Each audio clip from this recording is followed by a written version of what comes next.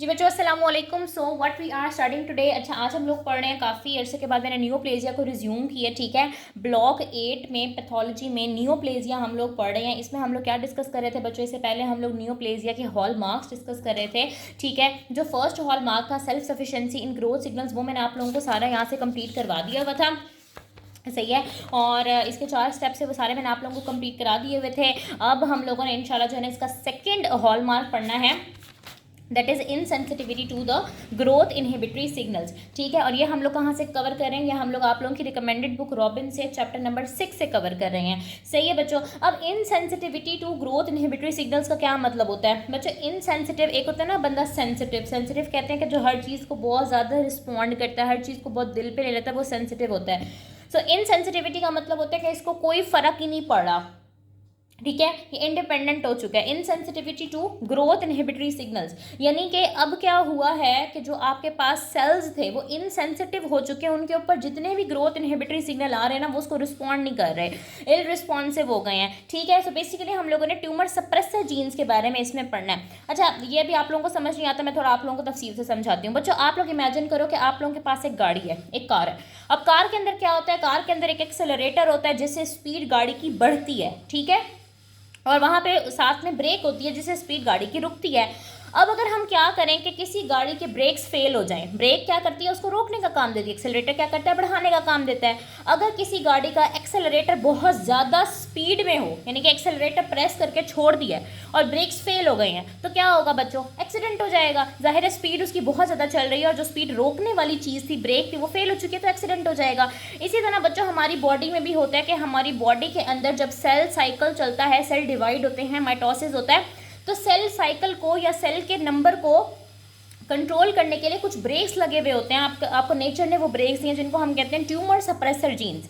इन tumour suppressor jeans का काम ये होता है कि इन्होंने सेल के काउंट को कंट्रोल करना होता है ताकि ट्यूमर सप्रेस हो सके, आपकी बॉडी के अंदर ट्यूमर ना बन सके।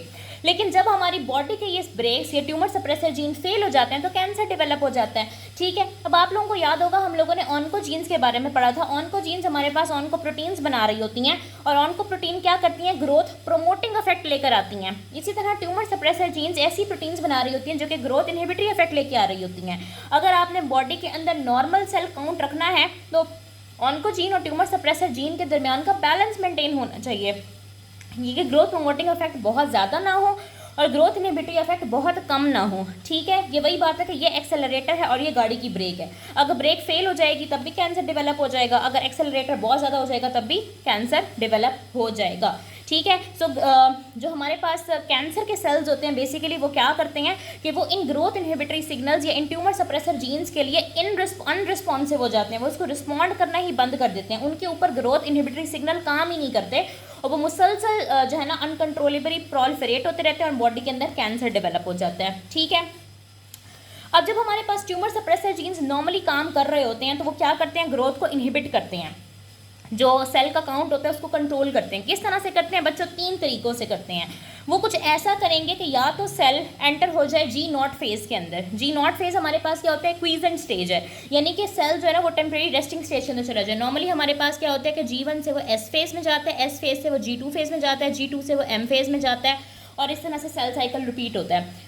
एम फेज़ के बाद जो है ना वो आगे एक सेल से 2 सेल बन जाते हैं। लेकिन वो क्या कहते हैं कि बजाय ये कि वो इस तरह G1 से S फेज़ में जाए, वो यहाँ से G0 फेज़ के अंदर एंटर हो जाता है। G0 फेज़ क्या होती है? टेम्परेरी रेस्टिंग स्टेज होती है कि सेल अब मजीद डिवाइड करना बंद कर देता है। ये कब होता है? जब ट्यूमर सप्रेसर जीन अपना काम करते हैं, ग्रोथ को सप्रेस करने के लिए वो सेल को कहाँ भेज देते हैं? डाइवर्ट कर देते हैं G0 फेज़ के अंदर। और जब सेल G0 फेज़ के अंदर चला जाता है तो जब तक उसके ऊपर एक्सटर्नल ग्रोथ के स्टिमुलाई ज़्यादा नहीं आएंगे तब तक वो इसी टेम्परेरी रेस्टिंग स्टेज में रहता है। अभी ये टेम्परेरी स्टेज है।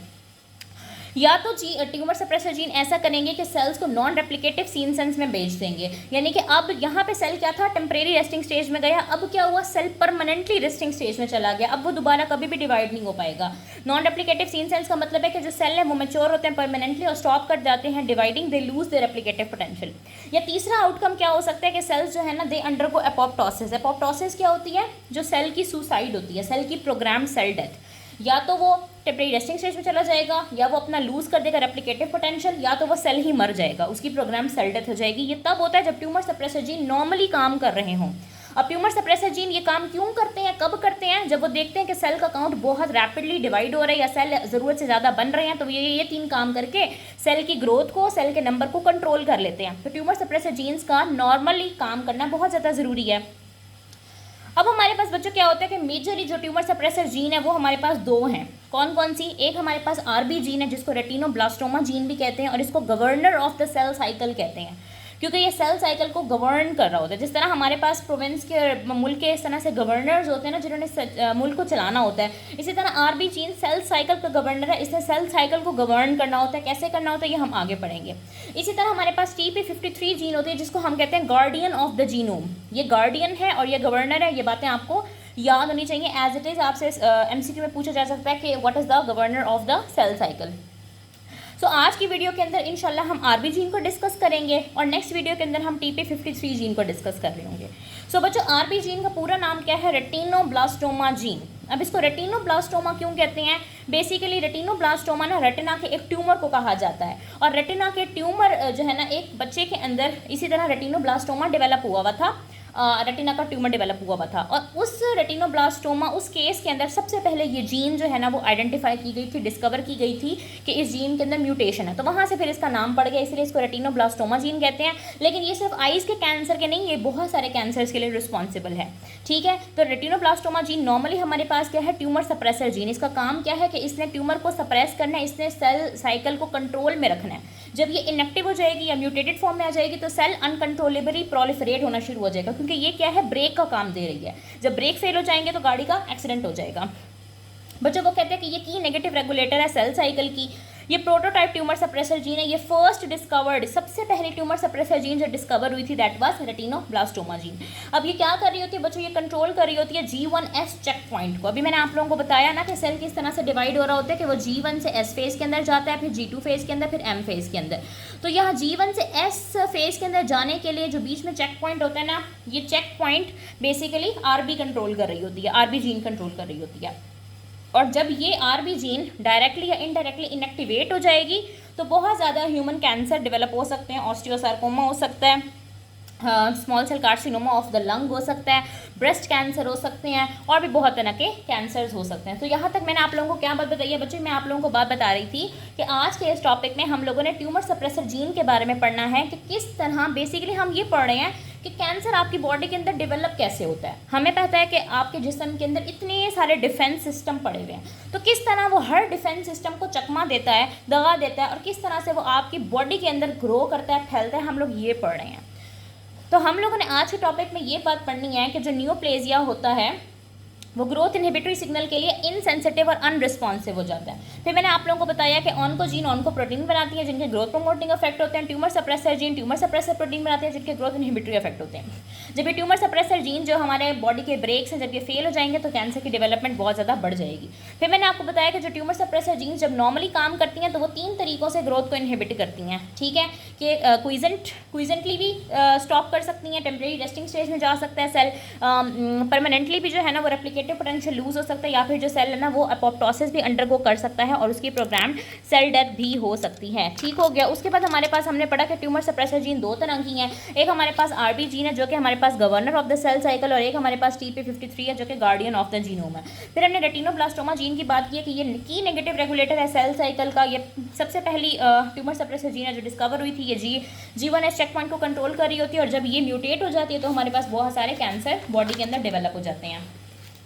अच्छा, अब ये G1S ट्रांजिशन को कंट्रोल कर रही होती है। अब G1S ट्रांजिशन हमारे पास क्यों इंपॉर्टेंट है बच्चों? क्योंकि हमारे पास जब सेल्स आते हैं ना, ये देखो, ये मैंने आपको बताया G1 है, S है, G2 है और M है। जब ये G1 से S फेज में जाता है ना तो S फेज के अंदर DNA सिंथेसिस होती है। ठीक है, अब DNA सिंथेसिस क्योंकि एक बहुत इंपॉर्टेंट प्रोसेस है, इसीलिए G1 से S वाली जो ट्रांजिशन है वो बहुत इंपॉर्टेंट है। अब G1 से सेल S के अंदर जाएगा या नहीं जाएगा ये कंट्रोल कर रहे होते हैं बहुत सारे फैक्टर्स, और इनमें से एक सबसे इंपॉर्टेंट फैक्टर है आरबी। मैंने आप लोगों को पहले ये बात बताई कि इसको रेटिनोब्लास्टोमा जीन क्यों कहते हैं, क्योंकि रेटिनोब्लास्टोमा मैलिग्नेंट ट्यूमर होता है रेटिना का। सबसे पहले रेटिनोब्लास्टोमा डिजीज़ के अंदर ये जीन, इस जीन की म्यूटेशन डिस्कवर की गई थी और बाद में पता चला कि सिर्फ रेटिनोब्लास्टोमा के अंदर नहीं बल्कि बहुत सारे ट्यूमर्स के अंदर इस जीन की म्यूटेशन है। यानी कि रेटिनोब्लास्टोमा के पेशेंट के अंदर देखा तब भी आरबी की म्यूटेशन हुई थी, इतने सारे और ट्यूमर्स थे उनके अंदर भी देखा तो आरबी जीन की म्यूटेशन हुई थी। तो वहाँ से पता चला कि यार इन सब कैंसर का जो मेन रीज़न है वो आरबी जीन की म्यूटेशन ही है।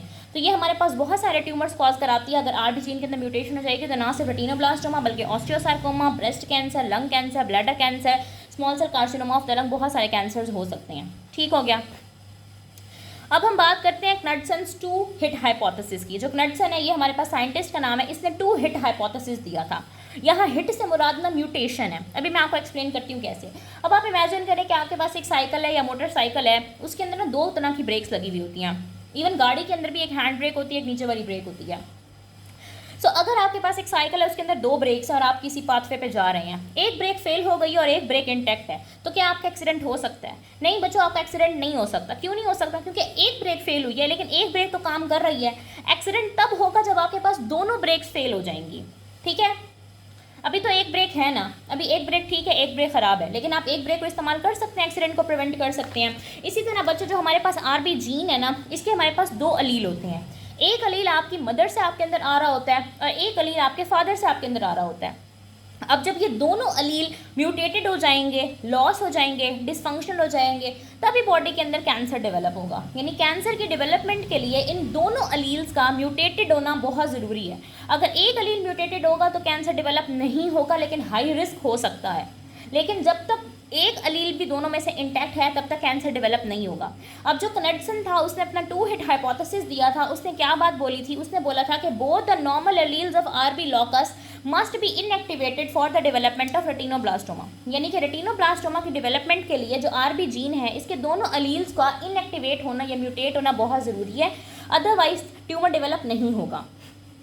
अब जो हमारे पास रेटिनोब्लास्टोमा होता है बच्चों, ये जो ट्यूमर है, मैलिग्नेंट ट्यूमर है आइज़ का, उसके स्पोरेडिक केसेस भी हो सकते हैं, फेमिलियल केसेस भी हो सकते हैं। स्पोरेडिक का मतलब है नॉट इनहेरिटेड, यानी कि वो पेरेंट से आपके अंदर नहीं आ रहा, और फेमिलियल का मतलब है कि वो जो ट्यूमर है ना वो आपकी फैमिली से, आपके पेरेंट्स से आपके अंदर आ रहा है। अभी मैं बताती हूँ कैसे।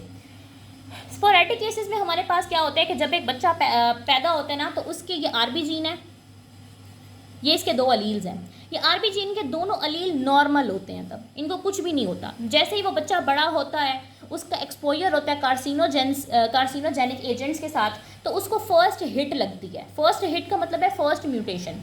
अब पहले वो नॉर्मल अलील्स ऐसी थी, अब जब एक हिट लगी, एक म्यूटेशन आई, तो वो एक वाली ख़राब हो गई और एक नॉर्मल थी। ठीक है, अभी कैंसर डेवलप नहीं होगा क्योंकि मैंने आप लोगों को पहले यही बात बताई है कि कैंसर के डेवलपमेंट के लिए दोनों अलील्स का ख़राब होना ज़रूरी है। अभी यहाँ पे ये दोनों नॉर्मल थी, फर्स्ट हिट जब वो पैदा हुआ तब ये दोनों बिल्कुल नॉर्मल थी। स्पोरेडिक केस है, फेमिलियल नहीं है। जब वो थोड़ा बड़ा हुआ, उसका कार्सिनोजेन से पाला पड़ा, तो एक हिट लगी और एक जीन ख़राब हो गई, और अगर दोबारा सेकंड हिट उसको लगेगी तो ये दूसरी अलील भी ख़राब हो जाएगी। अब जाके जो दोनों कॉपीज़ हैं वो लॉस हो चुकी हैं। अब जाके जो आरबी प्रोटीन है, जो ट्यूमर सप्रेसर जीन है, वो ख़त्म हो चुकी है, उसके अंदर इनएक्टिवेशन आ चुकी है। तो अब जाके रेटिनोब्लास्टोमा डेवलप होगा, और जब रेटिनोब्लास्टोमा डेवलप होगा तो रेटिनल सेल्स डिवाइड करेंगे अनकंट्रोलेबली और ट्यूमर डेवलप हो जाएगा आँखों का। अब ये कंडीशन वो कहते हैं रेयर है, आमतौर पर एक आंख में होती है, यूनिलैटरल होती है और बाद में डेवलप होती है। ये स्पोरेडिक केस की हमने बात की है। इसको कहते हैं रिसेसिव पैटर्न। ठीक है, ये रिसेसिव म्यूटेशन थी क्योंकि इसके लिए दोनों अलील्स का ख़त्म होना ज़रूरी है। अब जो फेमिलियल केसेस होते हैं ये ऑटोसोमल डोमिनेंट पैटर्न को शो करते हैं। फेमिलियल केस का मतलब है कि जब बच्चा पैदा हुआ, पैदा होते ही उसकी एक अलील ख़राब थी, दोनों अलील नॉर्मल नहीं थी। एट बर्थ ही उसकी एक अलील ख़राब थी, यानी फर्स्ट हिट उसको बर्थ पे ही लग गई थी। फिर क्या हुआ कि वो बड़ा हुआ, जैसे ही उसका कार्सिनोजेन से कोई इंटरेक्शन हुआ तो सेकंड हिट लगी, और उसी वक्त जो है ना वो आरबी जी ने काम करना ख़त्म कर दिया और उसको कैंसर डेवलप हो गया। अब जो फेमिलियल केस का कैंसर होता है इसका अर्ली ऑनसेट है, ये बायलैटरल है और मल्टीपल ट्यूमर्स डेवलप हो सकते हैं। जाहिर है जब एक हिट ऑलरेडी लगी हुई है तो दूसरी हिट लगना ज़्यादा आसान है, इसका ऑनसेट जल्दी हो सकता है, ये बायलैटरल होगी as compared to sporadic case के। अब मैं आप लोगों की बुक से दिखाती हूँ बच्चों, ये हमारे पास स्पोरेडिक फॉर्म दिखाई हुई है। एक मिनट, एक ये हमारे पास स्पोरेटिक फॉर्म दिखाई हुई है और ये हमारे पास क्या दिखाई हुई है, फेमिलियल फॉर्म दिखाई हुई है।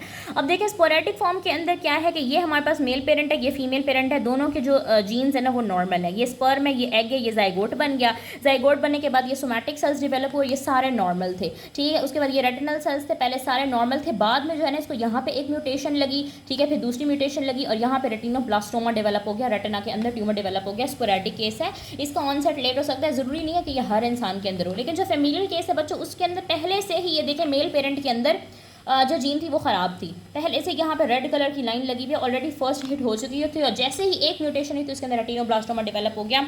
तो ये हमारे पास रेटिनोब्लास्टोमा की स्पोरेटिक और फेमिलियल फॉर्म आ जाती है, ठीक है। अब मैं आपको बताती हूँ कि बेसिकली जो रेटिनोब्लास्टोमा जीन है, जो ट्यूमर सप्रेसर जीन है, ये फंक्शन कैसे कर रही होती है। बच्चों मैंने पहले ही आपको बात बताई है कि ये कंट्रोल कर रही होती है G1S चेक पॉइंट को। अब G1S चेक पॉइंट हमारे पास क्या होता है कि जब हमारे पास नॉर्मल सेल साइकिल होता है तो G1 से S, S से G2, G2 से M फेज के अंदर जो है ना वो सेल जा रहा होता है। अब G1 से S चेक पॉइंट क्यों इंपॉर्टेंट है, क्योंकि S फेज के अंदर होनी होती है DNA सिंथेसिस, और ये G1 से जो S की ट्रांजिशन होती है ना, बेसिकली सेल को G1 से S में जाने के लिए ना RB की परमिशन चाहिए होती है। अगर RB परमिशन देगा तो ही सेल G1 से S के अंदर एंटर करेगा, वरना वो एंटर नहीं करेगा। वरना वो क्या करेगा, G0 फेज के अंदर चला जाएगा या एपोप्टोसिस हो जाएगी उसकी, अब अपना लूज कर देगा अपना रेप्लिकेटिव पोटेंशियल। सो RB हमारे पास समझे कि एक सिक्योरिटी गार्ड है। अब आपने अपने यूनिवर्सिटी या कॉलेज के अंदर एंटर होना, रास्ते में सिक्योरिटी गार्ड खड़ा हुआ है, सिक्योरिटी गार्ड RB है और आप जो है ना वो सेल हैं। सिक्योरिटी गार्ड अगर गेट बंद कर देगा तो आप एंटर नहीं हो सकते, सिक्योरिटी गार्ड गेट खोलेगा तभी आप एंटर हो सकते हैं। सो RB अगर गेट को बंद कर दे तो सेल G1 में ही रह जाएगा, RB अगर गेट को ओपन करेगा तभी सेल जो है ना वो G1 से S फेज के अंदर जाएगा और वहाँ पे जाके अपनी DNA सिंथेसिस करेगा और आगे जो है ना वो सेल साइकिल प्रोसीड करेगा। सो नॉर्मली हमारे पास क्या होता है कि अगर हमारे पास RB फॉस्फोराइलेटेड फॉर्म में हो, यानी कि ये हमारे पास RB है ना, अगर इसके साथ फॉस्फेट अटैच हुए हुए हों बहुत सारे, तो ये क्या हो जाता है, इनएक्टिव हो जाता है, ठीक है। और जब ये इनएक्टिव होगा, ये ट्यूमर सप्रेसर जीन है, इसने सेल साइकिल को रोक के रखना है। जब RB इनएक्टिव होगा तभी सेल जो है ना वो सेल साइकिल आगे बढ़ेगा, G1 से S की ट्रांजिशन तब होगी, ठीक है। और अगर RB हाइपोफॉस्फोराइलेटेड फॉर्म में होगा, यानी कि इसके ऊपर फॉस्फेट बहुत कम लगे हुए होंगे, जैसे ये RB है इसके साथ बस 1 और 2 फॉस्फेट लगे हुए होंगे, तब ये एक्टिव होगा। और जब ये एक्टिव होगा तो वो इस ट्रांजिशन को ब्लॉक कर लेगा। RB बच्चों हमारे पास ट्यूमर सप्रेसर है, इसने सेल साइकिल को रोक के रखना है। जब ये फॉस्फोराइलेटेड फॉर्म में होगा तो ये इनएक्टिव होगा, यानी कि ये अपना काम नहीं कर रहा, अपना काम नहीं कर रहा तभी सेल आगे से आगे बढ़े जा रहा है, ठीक है। जैसे कि फॉर एग्जांपल एक सिक्योरिटी गार्ड है, RB एक सिक्योरिटी गार्ड है, सिक्योरिटी गार्ड गेट पे खड़ा है, अगर सिक्योरिटी गार्ड सो जाए, इनएक्टिव हो जाए, तब तो आप फौरन से अंदर गेट से अंदर एंटर हो जाएंगे, उसको पता ही नहीं चलेगा। लेकिन अगर RB एक्टिव होगा, अगर सिक्योरिटी गार्ड एक्टिव होगा, तब तो आप गेट से अंदर एंटर ही नहीं हो सकेंगे, आपकी ट्रांजिशन क्या हो जाएगी, ब्लॉक हो जाएगी। तो इसका आप लोगों ने निमोनिक याद रखना है, पेंट, जिस तरह पिंक होता है ना PINK, ये PINT है। P का मतलब है फॉस्फोराइलेटेड, I का मतलब है इनएक्टिव और T का मतलब है ट्रांजिशन, यानी कि जब RB फॉस्फोराइलेटेड है तो वो इनएक्टिव है और ट्रांजिशन हो रही है। लेकिन जब वो कम है, फॉस्फोराइलेशन उसकी कम है, तब वो एक्टिव है और तब ट्रांजिशन ब्लॉक हो चुकी है, तब कोई G1 से S फेज के अंदर एंट्री नहीं हो रही। उम्मीद है आप लोगों को समझ साथ साथ आ रहा होगा। अगर कुछ भी समझ नहीं आता तो बच्चों आप लोगों ने मुझसे कमेंट्स में लाजमी पूछ लेना है। और अगर आप लोग मेरे व्हाट्सएप के गाइडलाइंस ग्रुप के अंदर एंटर होना चाहते हो और इस तरह के बाकी नोट्स, गाइडलाइंस और मेरे सेशंस वगैरह के बारे में जो है ना वो डिटेल्स जानना चाहते हो, तो मैं यहाँ पे अपना नंबर छोड़ी हूँ 0333164155। आप लोगों ने मुझे इस पर टेक्स्ट करना, मैं आप लोगों को अपने गाइडलाइंस ग्रुप में ऐड कर दूँगी। इसके अलावा स्टेथो स्टोरीज़ के नाम से जो है ना, स्टेथो स्टोरीज़ 01, ये मेरा जो है ना वो इंस्टा का पेजेस को भी बच्चों आप लोग लाजमी फॉलो कर लो और आप लोग की वीडियो शेयर भी किया करो, क्योंकि इससे मुझे जो है ना वो थोड़ी सी सपोर्ट मिलती है, थोड़ी सी इंकरेजमेंट हो जाती है मेरी, ठीक है। यहाँ तक मैंने आप लोगों को RB का सारा समझाया, मैंने आप लोगों को स्पोरेडिक और फेमिलियल केसेस के बारे में बताया, मैंने आपको बताया कि RB एक्टिव कब होती है और RB इनएक्टिव कब होती है, ठीक है। अब हम नेक्स्ट बात करते हैं बच्चों E2F क्या होता है। सो E2F ना बेसिकली, अच्छा जो RB है ना, अब RB इसने सिर्फ परमिशन ग्रांट करनी है G1 से S फेज के अंदर जाने के लिए। अब S फेज में जो DNA की सिंथेसिस होनी है और उसके लिए जो इंपॉर्टेंट प्रोटीन्स को एक्टिवेट करना है या जीन्स को एक्टिवेट करना है या एंजाइम्स को एक्टिवेट करना है DNA बनाने के लिए, वो RB का काम नहीं है बच्चों, वो E2F का काम है। E2F हमारे पास एक ट्रांसक्रिप्शन फैक्टर है, इसने क्या करना होता है, इसने DNA की रेप्लिकेशन के लिए, DNA की सिंथेसिस के लिए जितने भी जीन्स चाहिए होते हैं ना उनको स्विच ऑन करना होता है, जैसे कि साइक्लिन E, DNA पॉलीमरेज और बाकी S फेज प्रोटीन्स होती हैं जिनका काम होता है S फेज के अंदर DNA की सिंथेसिस करना, DNA की रेप्लिकेशन करना, उनको ऑन करना जो है ना वो E2F का काम है। तो अब E2F और RB का आपस में क्या ताल्लुक है? अगर डीएनए की सारी सिंथेसिस E2F की जिम्मेदारी है तो फिर RB क्या कर रहा है? बच्चों जो RB होता है ना वो E2F को होल्ड करके रखता है अपने साथ। फॉर एग्जांपल ये RB है और ये RB है और ये E2F है। जो RB होता है ना वो E2F को ऐसे पकड़ के रखता है और इसको इसका काम नहीं करने देता। ठीक है, आप यूँ इमेजिन करें कि E2F हमारे पास एक स्टूडेंट है जो बाहर जाके क्लासरूम से खेलना कूदना चाहता है और पढ़ाई करना नहीं चाहता। ठीक है, जब बिल्कुल जैसे आप और मैं हैं, हमारा दिल नहीं करता पढ़ने का, तो E2F एक स्टूडेंट है जो प्ले करना चाहता है और RB है एक स्ट्रिक्ट टीचर जो इसको खेलने नहीं देता और इसको पकड़ के रखता है। अगर टीचर स्टूडेंट को ऐसे पकड़ के रखेगा तो स्टूडेंट तो अपना काम, स्टूडेंट का काम क्या है? जाके खेलना। जब टीचर स्टूडेंट को ऐसे पकड़ के रखेगा तब स्टूडेंट जाके बाहर खेल नहीं पाएगा। ठीक है, और अगर स्टूडेंट ने बाहर जाकर खेलना है तो उसको टीचर का कुछ ना कुछ इनएक्टिवेट करना पड़ेगा। ठीक है, जब तक टीचर एक्टिव स्टेट में है तब तक स्टूडेंट बाहर जाकर खेल नहीं सकता। अब E2F ने क्या करना होता है? डीएनए की सिंथेसिस की चीज़ें बनानी होती हैं, एस फेज के लिए रिक्वायर्ड चीज़ें बनानी होती हैं, जीन्स बनाने होते हैं, एंजाइम्स बनाने होते हैं। और RB ने क्या करना होता है? RB E2F को ऐसे बाइंड करके रखता है और इसको इसका काम नहीं करने देता। ये देखो, ये जो RB है ना, ये RB बना हुआ है पिंक के अंदर और ऑरेंज के अंदर E2F बना हुआ है। जब RB है ना हाइपोफॉस्फोराइलेटेड स्टेट के अंदर, हाइपोफॉस्फोराइलेटेड स्टेट में ये क्या होता है? एक्टिव होता है। ठीक है, जब ये हाइपोफॉस्फोराइलेटेड स्टेट में, यानी कि इसके ऊपर सिर्फ 2 फॉस्फेट लगे हुए हैं, अभी एक्टिव स्टेट में आया हुआ है RB, तो इसने E2F को ऐसे पकड़ा हुआ है और E2F को इसका काम नहीं करने दिया। E2F का काम क्या है? ट्रांसक्रिप्शन फैक्टर है, इसने आगे एस फेज के लिए रिक्वायर्ड चीज़ें तैयार करनी है। लेकिन जब RB हमारे पास हाइपर फॉस्फोराइलेटेड स्टेट में, इसके पास बहुत सारे फॉस्फेट ग्रुप्स अटैच हुए हैं, तब देखो इसने E2F को छोड़ दिया है। यहाँ पर इसके आर्म्स क्लोज थे, यहाँ पर इसके आर्म्स क्या है? ओपन। अब E2F रिलीज हो जाएगा और अब E2F ये देखें, यहाँ पे E2F रिलीज नहीं हो सका, यहाँ पे E2F रिलीज हो गया और इसने आगे G1 से S ट्रांजिशन करा दी। सो E2F हमारे पास ट्रांसक्रिप्शनल फैक्टर है which is regulated by RB। ठीक है, अब हम बात करते हैं कि ऐसा कब होगा कि RB E2F को होल्ड करके रखे और ऐसा कब होगा कि RB E2F को रिलीज कर दें। अच्छा बच्चों, एक बात मैं आप लोगों को बता दूं कि अभी हम जितनी भी बातें करें ना वो नॉर्मल पाथवे डिस्कस हो रहा है। अभी मैं कैंसर की बात आप लोगों को नहीं बता रही, ये मैं आप लोगों को नॉर्मल बातें बता रही हूँ कि RB फॉस्फोराइलेटेड फॉर्म में इनएक्टिव होता है, हाइपोफॉस्फोराइलेटेड फॉर्म में एक्टिव होता है, और RB और E2F का आपस में क्या कनेक्शन है, ये सब कुछ भी नॉर्मल है। मैंने आपको बताया कि RB हमारे पास एक्टिव स्टेट में कब होता है? जब वो हाइपोफॉस्फोराइलेटेड होता है। जब वो एक्टिव स्टेट में होता है, हाइपोफॉस्फोराइलेटेड स्टेट में होता है, तो वो E2F को ग्रैब कर लेता है, बाइंड कर लेता है, E2F को फ्री नहीं होने देता। जब E2F फ्री नहीं होगा तो कोई डीएनए की सिंथेसिस नहीं होगी, सेल G1 स्टेट में ही रहेगा और G1 से S की ट्रांजिशन हो जाएगी, ब्लॉक खत्म, आगे सेल साइकिल नहीं बढ़ पाएगा, सेल डिवाइड नहीं हो पाएंगे। अब पहली सिचुएशन हम कंसीडर करते हैं, ये वो सिचुएशन है जिसके अंदर क्या होगा कि सेल आगे डिवाइड हो रहे होंगे, यानी कि G1 से S की ट्रांजिशन हो रही होगी। सिचुएशन 1 हमारे पास क्या है कि G1 से S transition is going on. इसमें हमारे पास क्या होता है बच्चों, से मैंने आप लोगों को मिसाल दी कि RB एक स्ट्रिक्ट टीचर है और E2F हमारे पास एक स्टूडेंट है जिसने बाहर जाकर खेलना कूदना है। RB क्या करता है कि उस स्टूडेंट को पकड़ के रख लेता है और उसको बाहर नहीं जाने देता। लेकिन सपोज करें कि अगर उस स्टूडेंट के पेरेंट्स ऊपर से आ जाते हैं, ठीक है, तो पेरेंट्स तो कहेंगे भाई हमारे बच्चे को जाने दो, वो जो कर रहा है उसको करने दो।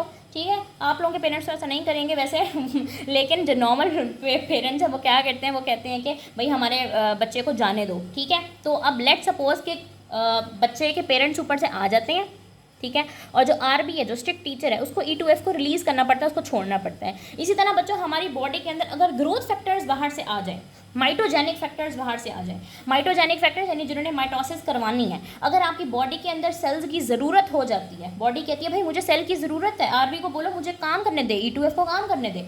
सो अगर ग्रोथ फैक्टर्स आ जाते हैं, माइटोजेनिक फैक्टर्स आ जाते हैं जिसमें हमारे पास EGF है, PDGF है, तो वो क्या करेंगे, वो रिसेप्टर्स के साथ बाइंड होंगे। वो जैसे मैंने आप लोगों को यहाँ पे दिखाया था ना, यहाँ पे दिखाया था ना कि ये हमारे पास ग्रोथ फैक्टर रिसेप्टर होते हैं, यहाँ के ग्रोथ फैक्टर बाइंड करते हैं। तो इसी तरह ये जो हमारे पास EGF है और PDGF है, ये आके यहाँ पर बाइंड होंगे और उसके बाद क्या करेंगे, ये एक्टिवेट करेंगे साइक्लिन्स को, साइक्लिन डिपेंडेंट काइनेजेस 4 और 6 को, साइक्लिन E को या साइक्लिन D को, जिस भी तरीके से ये एक्टिवेट करेंगे। और साइक्लिन को एक्टिवेट करने के बाद क्या होगा कि जो RB होगा वो हाइपर फॉस्फोराइलेटेड स्टेट में चला जाएगा।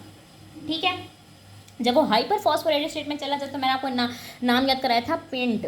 पेंट में क्या था कि जब वो फॉस्फोराइलेटेड होगा तो वो इनएक्टिव हो जाएगा, जब RB इनएक्टिव हो जाएगा तो वो E2F को रिलीज़ कर देगा, E2F को खुला छोड़ देगा, और जब वो E2F को खुला छोड़ देगा तो E2F जो है ना वो अपनी टारगेटेड जीन्स को इंड्यूस कराएगा और G1 से S ट्रांजिशन हो जाएगी। ठीक है, जैसे मैं आप लोगों को यहाँ से दिखाती हूँ, ये देखो। अब ये कहते हैं हमारे पास ग्रोथ फैक्टर्स EGF और PDGF, इन्होंने आके एक्टिवेट करना है साइक्लिन्स और साइक्लिन डिपेंडेंट काइनेजेस को। जब ये साइक्लिन्स और साइक्लिन डिपेंडेंट काइनेजेस क्या थे, जो सेल साइकिल को प्रमोट कर रहे थे, या सेल साइकिल के प्रमोटर थे, और साइक्लिन डिपेंडेंट काइनेज इनहिबिटर क्या थे, जो सेल साइकिल को इनहिबिट कर रहे थे।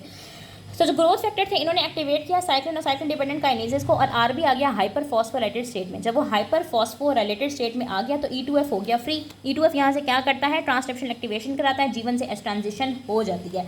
लेकिन अगर बच्चों हमारे पास क्या हो, सिचुएशन टू क्या हो कि कोई ग्रोथ फैक्टर ना आ रहे हो, यानी सपोज करो कि वो जो आरबी था एक स्ट्रिक्ट टीचर जिसने E2F एक बच्चे को पकड़ा हुआ था, वो उसको खेलने नहीं दे रहा था, अगर ऊपर से प्रिंसिपल आ जाता है, ठीक है, पहले तो बच्चे के पेरेंट्स आए थे तो उन्होंने जाने दिया था, लेकिन अब प्रिंसिपल आ जाएगा तो प्रिंसिपल कहेगा हाँ इसको और रोक के रखो, ये पढ़ाई छोड़ के खेलने जा रहा है, इसको और रोक के रखो। तो फिर क्या होता है बच्चों कि अगर आपकी बॉडी के अंदर ग्रोथ फैक्टर ना आए बल्कि ग्रोथ इनहिबिटर आ जाए, ठीक है, यानी कि आपकी बॉडी के अंदर ऑलरेडी सेल का काउंट बहुत बढ़ा हुआ है, सेल बार बार डिवाइड हो रहे हैं, तो growth inhibitor TGF beta P53 या दूसरे ग्रोथ इनहिबिटर क्या करेंगे, वो साइक्लिन डिपेंडेंट काइनेज इनहिबिटर्स को स्टिमुलेट करेंगे, खासतौर पर P16 को स्टिमुलेट करेंगे, और जो साइक्लिन्स होंगे, साइक्लिन डिपेंडेंट काइनेजेस होंगे, उनको इनएक्टिवेट कर देंगे। यानी जैसे यहाँ पे हमारे पास साइक्लिन्स थे ना, इनकी हो जाएगी इनएक्टिवेशन, और इनकी बजाय जो साइक्लिन डिपेंडेंट काइनेज इनहिबिटर्स हैं P16 वगैरह, ये हो जाएंगे एक्टिवेटेड। तो इसके बाद क्या होगा कि जो आरबी होगा वो हाइपोफॉस्फोराइलेटेड स्टेट में चला जाएगा। जब ये हाइपोफॉस्फोराइलेटेड स्टेट में होगा तो ये एक्टिव होगा, और जब ये एक्टिव होगा तो ये E2F को अपने साथ बाइंड करके रखेगा, ठीक है। बाइंड करने के अलावा ये क्या करता है बच्चों, दो और प्रोटीन्स को यहाँ पे रिक्रूट कर लेता है। एक तो खुद भी इसने जान निचोड़ी हुई है, E2F उसको छोड़ ही नहीं रहा, इसके अलावा दो और प्रोटीन को बुला लेता है, एक का नाम है हिस्टोन डी एसिटाइलेज और एक का नाम है हिस्टोन मिथाइल ट्रांसफरेज। ये प्रोटीन्स भी ऊपर से मिलकर प्रेशर लगाती हैं और E2F बेचारा रिलीज नहीं हो पाता, ट्रांसक्रिप्शनल ब्लॉक हो जाती है, कोई एस फेस के जीन्स वगैरह नहीं बनती, और यहाँ से जीवन से एस की ट्रांजिशन जो है ना वो ब्लॉक हो जाती है। तो मैंने आप लोगों को यहाँ पे सारा वही बताया हुआ है कि किस तरह से ये साइक्लिन और साइक्लिन डिपेंडेंट काइनेजेस को इनएक्टिवेट करता है, आरबी फॉस्फोराइलेटेड स्टेट में चली जाती है, एक्टिव हो जाती है, E2F को बाइंड कर लेती है, सिक्वेस्टर कर लेती है, और यहाँ से आरबी जो है ना दो और एंजाइम या प्रोटीन को भी रिक्रूट करती है, histone D acetylase, histone methyl transferase, ये इंपॉर्टेंट बात है, और हमारे पास कोई एस फेस की जीन्स नहीं बनती और ट्रांसलेशन जो है ना वो ब्लॉक हो जाती है। अब ये हमारे पास सारी नॉर्मल बातें थी। मैंने आप लोगों को यहाँ तक क्या क्या बात बताई है बच्चों, मैंने insensitivity to growth inhibitory signals में आप लोगों को बता रही थी। इस पैराग्राफ में उन्होंने क्या बताया कि ऑन्कोजीन क्या करी होती है, ट्यूमर सप्रेसर जीन क्या करी होती हैं। फिर उन्होंने आपको बताया कि आरबी हमारे पास गवर्नर होता है, सेल साइकिल का की नेगेटिव रेगुलेटर होता है, जो कि G1S चेक पॉइंट को कंट्रोल करा होता है। फिर मैंने आपको क्नर्डसन का 2 हिट हाइपोथेसिस बताया। फिर मैंने आप लोगों को यहाँ पर बताया कि फेमिलियल केसेस कैसे होते हैं, रेटिनोब्लास्टोमा के स्पोरेडिक केसेस कैसे होते हैं। फिर मैंने आपको बताया कि आरबी प्रोटीन का फंक्शन क्या होता है, कि इससे G1S चेक पॉइंट को वो करना होता है, कंट्रोल करना होता है, किस तरह से E2F के साथ बाइंड होकर या E2F को रिलीज़ करके। फिर मैंने आप लोगों को यहाँ पर बताया कि अगर हमारे पास ग्रोथ फैक्टर आते हैं, ग्रोथ के सिग्नल्स आते हैं तो क्या होता है, और अगर हमारे पास ग्रोथ इनहिबिटरी सिग्नल्स आते हैं, ठीक है, ये वाली डायग्राम आप लोगों को अच्छे से समझ आनी चाहिए कि अगर आपके पास ग्रोथ इनहिबिटर्स आ रहे हैं तो क्या होगा, और अगर ग्रोथ प्रोमोटर्स आ रहे हैं तो क्या होगा, कौन कौन सा स्टेप होगा, और इससे आरबी और E2F के ऊपर क्या फ़र्क पड़ेगा, और आगे ट्रांजिशन होगी या नहीं होगी, ये सारी बातें आप लोगों को बेसिकली इस पूरे चैप्टर में ना, इस पूरे टॉपिक में ये वाला चार्ट और यहाँ से ये वाला चार्ट, यही आप लोगों ने ठीक तरीके से करना है, तो इससे आपके MCQs बहुत अच्छे से अटैम्प्ट हो जाएंगे। बहुत सारे बच्चे मुझसे ये भी पूछ रहे थे कि आपने बोला है कि अनवर से करें तो रॉबिन से ना करें तो क्या हो जाएगा। बच्चे मेरी बात सुनो, neoplasia is all about concept, ठीक है, इसमें रट्टा तो कुछ भी नहीं है। ये मैंने आप लोगों को सारी कंसेप्चुअल बातें बताई ना, थोड़ी बहुत बातें याद करने की, बाकी सारी कंसेप्चुअल बातें हैं। ये ग्रोथ जाहिर है अक्ल कहती है कि अब ग्रोथ प्रमोटर आ रहे हैं तो जाहिर है जीवन से एस चेक पॉइंट ज़्यादा ही खुलेगा, ज़्यादा ही सेल साइकिल प्रमोट होगा, और अगर ग्रोथ के इनहिबिटर आ रहे हैं तो ऑफकोर्स जीवन एस चेक पॉइंट खत्म हो जाएगा। बहुत आसान सी चीज़ें, इसमें कोई रॉकेट साइंस नहीं है, अच्छा समझाने वाला चाहिए। तो इसमें ऐसी कोई बात नहीं है कि आप रॉबिन्स नहीं पढ़ रहे, आप अनवर पढ़ रहे हैं तो मेरा तो ब्लॉक पास नहीं होगा, मेरे तो MCQ नहीं होंगे, ऐसा कुछ भी नहीं है। जो इंपॉर्टेंट बातें होती हैं वो हर बुक के अंदर सेम लिखी हुई होती हैं। फ़र्क ये होता है कि आपके पढ़ने में और आपके रिटेन करने में कितना फ़र्क है। आप अगर ठीक बात पढ़ के मतलब रॉबिन से पढ़ के भूल जाते हो तो फिर तो कोई फ़ायदा नहीं है रॉबिन्स पढ़ने का, लेकिन अगर आपको अनवर से पढ़ के सारा याद रहता है तो ऑफ कोर्स वो चीज़ आपके लिए फ़ायदेमंद होगी। अच्छे से पढ़ो, लेक्चर लो, बात को समझो और GPT से उसकी प्रैक्टिस कर लो, या मैं जो MCQs बनाती हूँ उससे प्रैक्टिस कर लो, बहुत आराम से हो जाएगा, कोई मसला नहीं है। अब हम लोगों ने यहाँ तक सारी नॉर्मल बातें डिस्कस की हैं कि ग्रोथ प्रमोटर आ रहे हैं तो क्या हो रहा है, ग्रोथ इनहिबिटर आ रहे हैं तो क्या हो रहा है। अब बच्चों हम लोगों ने बात करनी है कि जो कैंसर सेल्स है ना वो इस तरह आरबी के मैकेनिज्म को इस्केप कैसे करना है। अगर आरबी ने इतने ही स्ट्रांगली हर पाथवे को रेगुलेट करना है, उसने एक एक चीज़ को चेक करना है, तो फिर कैसे ऐसा होता है कि बॉडी के अंदर कैंसर डेवलप हो रहा है। तो बच्चों एक तो बात वही हो गई 2 हिट हाइपोथेसिस वाली कि आरबी के अंदर म्यूटेशन आ जाती है। आरबी के अंदर म्यूटेशन आ गई, अब कोई आरबी है ही नहीं। जब आरबी नहीं है तो E2F को कोई पकड़ने वाला ही नहीं है। जब E2F को कोई पकड़ने वाला नहीं है, E2F खुला फिर रहा है, कॉन्टिन्यूसली सेल साइकिल चलता आ रहा है, जीवन से एस ट्रांजिशन होती आ रही है, कॉन्टिन्यूस प्रोलिफरेशन हो रही है, अनकंट्रोल्ड सेल डिवीजन हो रही है, बॉडी में कैंसर डेवलप हो गया है। दूसरा हमारे पास क्या होता है बच्चों कि एक तो ये पॉइंट मैंने आपको बता दिया, ये वाला पॉइंट हो रहा है कि आरबी है ही नहीं, E2F खुला फिर रहा है। दूसरा पॉइंट क्या हो सकता है बच्चों कि साइक्लिन डिपेंडेंट जो साइक्लिन्स हैं साइक्लिन डी या साइक्लिन ई, उनकी ओवर एक्सप्रेशन या जो साइक्लिन डिपेंडेंट काइनेजेस हैं साइक्लिन डी के 4 खास तौर पर, उसकी ओवर एम्पलीफिकेशन, ठीक है। ये जो हमारे पास साइक्लिन है ग्रोथ प्रमोटिंग इफेक्ट, अब अगर ये बहुत ज़्यादा हो जाएं, जब ये बहुत ज़्यादा हो जाएंगे तो जाहिर है ये आरबी को क्या कर देंगे, हाइपर फॉस्फोराइलेट कर देंगे, और जब ये आरबी को हाइपर फॉस्फोराइलेट कर देंगे तो E2F क्या हो जाएगा, फ्री हो जाएगा, ठीक है। E2F फ्री हो जाएगा और हमारे पास जो सेल की प्रोलिफरेशन है वो ज़्यादा होनी शुरू हो जाएगी और कैंसर डेवलप हो जाएगा। इसके अलावा CDKN2 P16 की म्यूटेशन, ठीक है। नॉर्मली क्या होता है कि जो P16 होता है, जो CDK इनहिबिटर है, साइक्लिन डिपेंडेंट काइनेज इनहिबिटर है P16, ये साइक्लिन डिपेंडेंट काइनेजेस को ब्लॉक करके रखते हैं। जैसे यहाँ पे है ना हमारे पास साइक्लिन डिपेंडेंट काइनेजेस, इन्होंने क्या करना होता है, साइक्लिन्स को ब्लॉक करके रखना होता है। लेकिन अगर इन साइक्लिन डिपेंडेंट काइनेजेस की म्यूटेशन आ जाए तो ये साइक्लिन डिपेंडेंट काइनेज इनहिबिटर की म्यूटेशन आ जाए तो ये साइक्लिन और साइक्लिन डिपेंडेंट काइनेज एंजाइम खुले फिरते हैं। फिर ये क्या करते हैं कि ये आरबी को हाइपर फॉस्फोराइलेटेड फॉर्म में कर देंगे, अगर ये बहुत ज़्यादा हो जाएंगे तो आरबी को हाइपर फॉस्फोराइलेटेड फॉर्म में कर देंगे, और आगे सारी बात आप लोगों को पता है। उसके बाद चौथे नंबर का पॉइंट बहुत ज़्यादा इंपॉर्टेंट है बच्चों, वीडियो थोड़ी लंबी हो गई है लेकिन कोशिश करना कि एंड तक ज़रूर देखना, सांस में मेरा फूल गया। बेसिकली हमारे पास HPV होता है एक वायरस, ह्यूमन पेपिलोमा वायरस। ये क्या करते हैं कि जब ये वायरस आपकी बॉडी के अंदर एंटर होता है तो ये E7 प्रोटीन्स प्रोड्यूस करता है। अब E7 प्रोटीन हमारे पास क्या करती है, ये हाइपर फॉस्फोराइलेटेड आरबी के साथ बाइंड कर लेती है। एक मिनट मैं इसको यहाँ से पहले कंफर्म कर लूँ, हाइपोफॉस्फोराइलेटेड के साथ, मुझे लग रहा था मैंने यहाँ पे गलती कर दी है, हाइपोफॉस्फोराइलेटेड आरबी के साथ। ये देखो यहाँ पे है ना हमारे पास हाइपोफॉस्फोराइलेटेड आरबी, इसका काम क्या कि इसने E2F को ऐसे पकड़ के रखना है और सेल साइकिल को आगे चलने नहीं देना। ये E7 प्रोटीन क्या करती है, आके इसके साथ बाइंड कर लेती है। जब ये आके आरबी के साथ बाइंड करेगी ना तो आरबी को E2F को छोड़ना ही पड़ेगा। फॉर एग्जाम्पल आपने एक बंदे को ऐसे करके ना पकड़ा हुआ है बाजुओं से, अब कोई बंदा आपको आके पीछे से पकड़ लेगा तो आपको आगे वाले बंदे को तो छोड़ना पड़ेगा ना। तो ये ह्यूमन पेपिलोमा वायरस की E7 जब आरबी को आके पकड़ लेती है तो आरबी को E2F को आज़ाद छोड़ना पड़ता है। जब E2F आज़ाद हो जाती है तो फिर जीवन से एस की ट्रांजिशन होती है। सो इसी तरह E2F जब हमारे पास फ्री हो जाएगी, एक्टिवेटेड होगी और सेल का जो साइकिल होगा वो चलता रहेगा। यहाँ तक मैंने आप लोगों को सारी बातें एक्सप्लेन की हैं, दोबारा से एक दफ़ा रिवाइज करा देती हूँ बच्चों। मेन बात यही है कि जब हमारे पास ग्रोथ फैक्टर्स होंगे तब साइक्लिन डिपेंडेंट काइनेजेस ज़्यादा रिक्रूट होंगे, आरबी हाइपर फॉस्फोराइलेटेड फॉर्म में होगी, E2F आज़ाद होगा, E2F आज़ाद होगा तो जीवन से एस ट्रांजिशन होगी। और जब ग्रोथ इनहिबिटर होंगे तो ये साइक्लिन्स खत्म हुए हुए होंगे साइक्लिन डिपेंडेंट काइनेज इनहिबिटर की वजह से, और ये जो आरबी होगी इसने E2F को पकड़ा हुआ होगा और हिस्टोन मिथाइल ट्रांसफरेज, हिस्टोन डीएसिटाइलेज भी इसके साथ होंगे, तो हमारे पास जीवन से एस की ट्रांजिशन नहीं होगी। अब मैं आप लोगों को इसमें से हाई यील्ड पॉइंट्स बताती हूँ जिनसे आपको MCQs के लिए टेस्ट किया जाता है, जो कि बहुत इंपॉर्टेंट पॉइंट है। सबसे पहले आपने याद रखना है बच्चों, जो आरबी है ये ट्यूमर सप्रेसर जीन है, इसको गवर्नर ऑफ सेल साइकिल कहते हैं, पहली बात। दूसरी बात, ये G1 एस चेक पॉइंट को कंट्रोल करती है, MCQ में बहुत आता होता है। तीसरी बात आप लोगों ने याद रखनी है कि जब ये फॉस्फोराइलेटेड फॉर्म में है तो ये इनएक्टिव है, और इनएक्टिव जब है तो साइक्लिन और cyclin dependent kinase enzyme active है और आगे G1 से S की ट्रांजिशन जो है ना वो होती रहेगी। और जब ये हाइपोफॉस्फोरेट फॉर्म में है तो ये एक्टिव है और आरबी जो है ना वो E2F को ब्लॉक कर लेगा, कोई जीवन से इसकी ट्रांजिशन नहीं होगी। फिर आपने 2 हिट हाइपोथेसिस को याद रखना है कि स्पोरेडिक के लिए 2 म्यूटेशन चाहिए, फीमेल के लिए 1 म्यूटेशन चाहिए। फिर आपने एक ये बात याद रखनी है कि जो आरबी होती है ना हाइपोफॉस्फोराइलेटेड फॉर्म में, वो हिस्टोन डीएसिटाइलेज और हिस्टोन मिथाइल ट्रांसफरेज को भी रिक्रूट कर लेती है। फिर आपने याद रखनी है कि HPV का जो E7 होता है वो हाइपोफॉस्फोराइलेटेड आरबी को बाइंड कर लेता है और इस तरह से सेल का साइकिल जो है ना वो बहुत ज़्यादा चलता रहता है। इसलिए जिन लोगों को ह्यूमन पेपिलोमा वायरस होता है उनसे आगे कैंसर होने का चांस बहुत ज़्यादा होता है। कौन से कैंसर होने का चांस ज़्यादा होता है ये आप लोगों ने मुझे कमेंट्स में बताना है। Thank you very much.